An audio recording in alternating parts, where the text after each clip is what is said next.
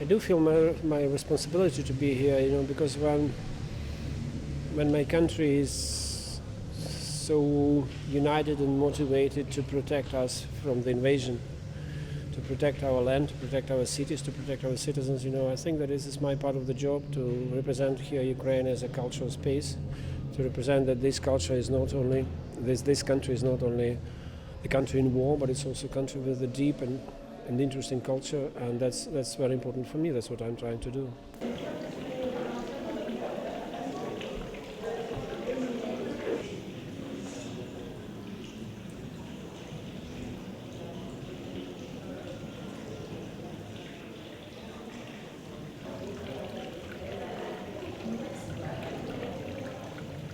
And I felt that in Europe I can feel the same kind of mood, the same kind of lack of vitality, the same kind of lack of, like exhaustion of humanity, if you can say so. This dependence on everyday luxury of life that sometimes can be paid by the energy that is cheap and easy to buy from the countries which is totally not democratic and based not on the democratic principles.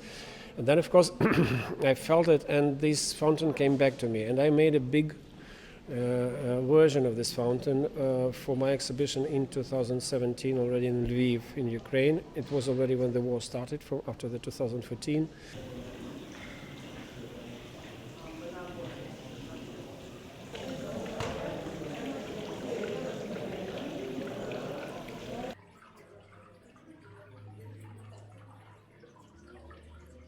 Being under the missiles attack, taking my mom from the house when the missiles was, I literally heard the missile over my head, flying. So, you have a different attitude because you understand that the drama of life, the drama of everyday situation is much, much heavier and much stronger than any art in the world. So art has its kind of important thing. Art helps us to survive, to go through this drama of life. But art especially in the closest, nearest times, it can't change our life. So it only can help us to survive this life. In this way, it can change, of course, but it's a very long story for the art. And I'm not, for example, I'm absolutely not ready to make anything in connection with the war, direct connection with the war.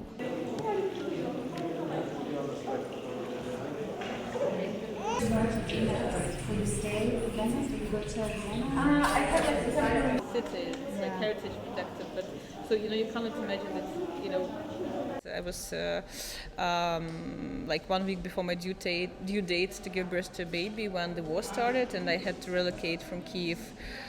1 week after the start of the war, I relocated to Lviv because it seemed and it was much more safe there. At that moment, I gave a birth there to my son, Herman, and stayed for another 3 weeks in Lviv, and then we relocated to Vienna. We made a stop in Vienna because we had a comfortable place to stay, my partner, myself, and my baby. And then from there, I moved here to Venice. So basically, it's a long way. But finally, we're here, all together.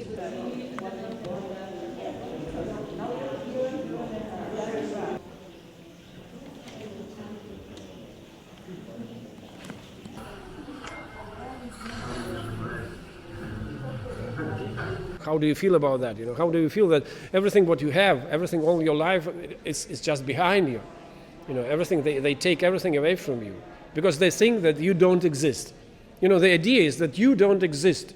Your culture doesn't exist, you don't exist, and you have to belong to us. Why? God knows, I don't know. That means I'm interrogated.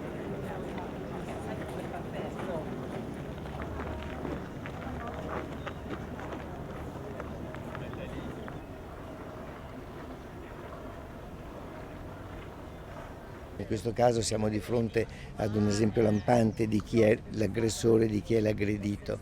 Il padiglione russo è chiuso non per nostra scelta, anche se poi il governo italiano ha fatto delle scelte politiche, ma si sono dimessi l'artista e i curatori del padiglione e poi è arrivata la comunicazione ufficiale della commissaria, quindi è chiuso per volontà e per impossibilità di essere realizzato.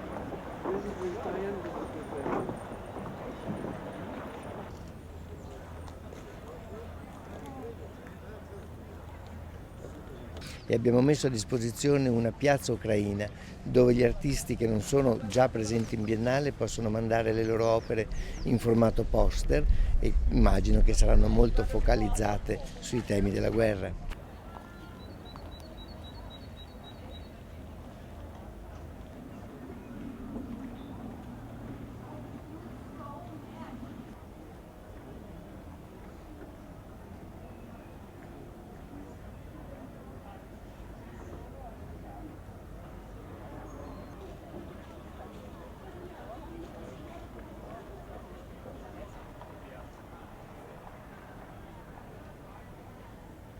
Let's remember that the Biennale has been around for 127 years, and so this is definitely not the first war that it witnessed, but yet it's always been here to record these traumas and to also offer a platform and a space of conversation in the hope that culture can still be that force that can keep these channels open and keep artists of all different countries and nations and backgrounds together in the celebration of art.